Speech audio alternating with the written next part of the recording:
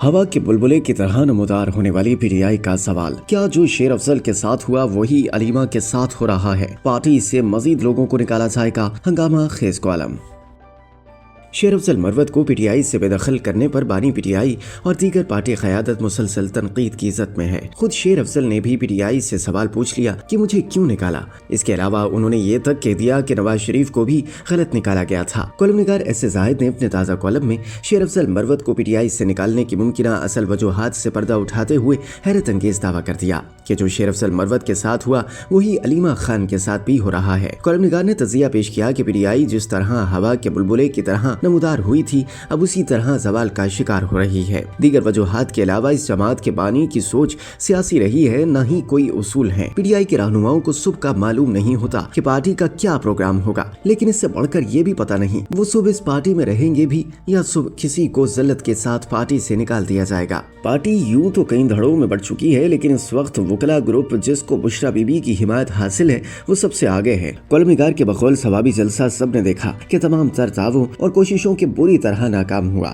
P T I کے ثوابی قیادت اور پہلے سے موجود رہنماؤں میں اختلافات تو واضح ہیں، لیکن پنجاب میں تو نہ قیادت ہے نہ کارکن ہے۔ پی ٹی آئی اب اسلام آباد تک محدود ہو گئی، جس پر حمایت یافتہ وکلا گروپ حاوی ہے۔ باقی قیادت بابا چیئرمین بیرسٹر گوہر خان کو ہریانہ جیل سے نئے احکامات کا علم بھی اسی گروپ کے ذریعے ہوتا ہے۔ ہم نے کبھی بھی کسی جماعت کا یہ انجام نہیں دیکھا ہے۔ ایسے زاہد کے بقول کہ تحریکیں اصولوں پر کھڑی ہوتی اور چلتی ہیں، لیکن اصولوں کو نیلام کرنے والی تحریکیں ماضی کی داستان بن جاتی ہیں، اور یہی حال تحریک انصاف کا ہے۔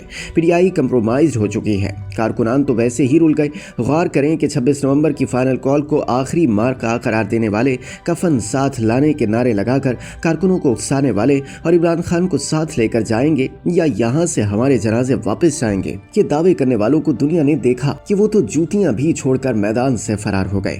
اس پارٹی کے فرنٹ لائن پر تربیت یافتہ تخریب کار ہیں جو پولیس اور ریاست پر حملہ کرتے اور شہیدوں کی بے حرمتی کرتے ہیں۔ اس طرح پی ٹی آئی کی بلی تھیلی سے باہر آ گئی اور یہ ثابت ہو گیا کہ اس جماعت کا سیاست، نظریہ اور اصولوں سے کوئی تعلق نہیں ہے۔ شیر افضل مروت جو ایک نظریاتی کارکن کے طور پر جانے جاتے تھے، پارٹی کے لیے ہر قسم کی قربانی دی، بانی کے کسی کیس کی کوئی فیس نہیں لی، جبکہ بعض تو ان کیسوں کی وجہ سے مالا مال ہو گئے۔ ایسے مخلص بیلوس اور نظریاتی کارکن کو جس طرح بے آبرو کر کے پارٹی سے نکالا گیا، اس کو اس جماعت کی بے شرمی اور ذاتی مفادات کے لیے ایسے کارکن کو قربان کرنا ہی کہا جا سکتا ہے۔ ایسے زاہد نے دعویٰ کیا کہ یہی کچھ عمران خان کی ہمشیرہ علیمہ خان کے ساتھ ہو رہا ہے، کیونکہ ان کی موجودگی بشرا بی بی کو گوارا نہیں۔ اس پارٹی میں گروپ بنانے کی ابتدا بھی انہی نے کی، اور چونکہ وہ پارٹی میں سب سے مضبوط، مؤثر اور طاقتور شخصیت ہے، اس لیے حکم بھی انہی کا چلتا ہے۔ بانی تو صرف تائید کرتے اور منظوری دیتے ہیں۔ ابھی پارٹی سے مزید لوگوں کو نکالا جا رہا ہے اور یہ سلسلہ جاری رہے گا۔ باوثوق ذرائع نے بتایا ہے کہ کئی لوگ خود پارٹی کو چھوڑ جائیں گے۔ ان کے دوسری جماعتوں سے معاملات چل رہے ہیں۔ خیبر پختونخوا میں سرکاری محکمے شدید بدنظمی کا شکار ہیں۔ پولیس، اساتذہ، صوبائی بیوروکریسی اور سرکاری ملازمین مایوس ہیں۔ رشوت، سفارش اور کرپشن ایک خاص لیول پر ہونے اور وہاں سے سرکاری ملازمین کو احکامات جاری ہونے اور دباؤ ڈالنے سے صوبے میں گورننس کا ستیہ ناس ہو رہا ہے۔ وزیر اعلیٰ علی امین گنڈاپور کے مشیر و ترجمان بیرسٹر سیف نے بھی پارٹی رہنماؤں کی تنقید و مخالفت کی وجہ سے اپنا استعفیٰ وزیر اعلیٰ کو بھجوا دیا، جسے منظور نہیں کیا گیا۔ کالم نگار کے مطابق خیبر پختونخوا کی صوبائی حکومت نے رواں سال کے بجٹ میں صحت کے شعبے کی 37 پرانی اسکیموں کے ترقیاتی پروگرام ختم کر دیے۔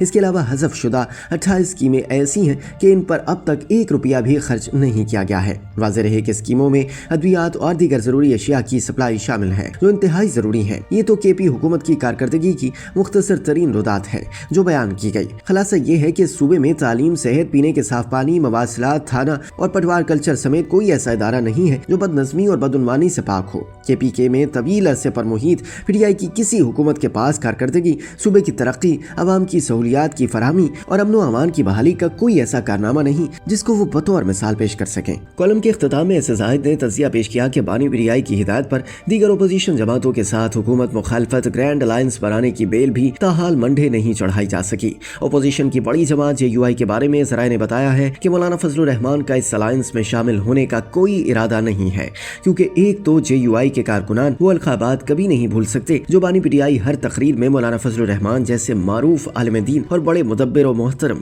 سیاستدان کے بارے میں دہراتے رہتے تھے۔ اس لیے کارکنان پی ٹی آئی کے ساتھ کسی قسم کے اتحاد کو قبول نہیں کریں گے۔ دوسری وجہ یہ کہ پی ٹی آئی کا کوئی رہنما با اختیار نہیں ہے، تمام اختیارات کا منبع ہریانہ جیل میں ہے اور ان کا کوئی بھروسہ نہیں کہ کس وقت کس بات یا فیصلہ फैसले से मुनकिर हो जाएं। इस सूरत-ए-हाल में ईद के बाद तहरीक चलाने की बातें महज कारकुनों को दिलासा देने के अलावा कुछ नहीं, और अगर PTI ने ये एक और गलती कर भी ली तो अंजाम वही इबरतनाक नाकामी होगा जैसा कि माजी में होता आया है।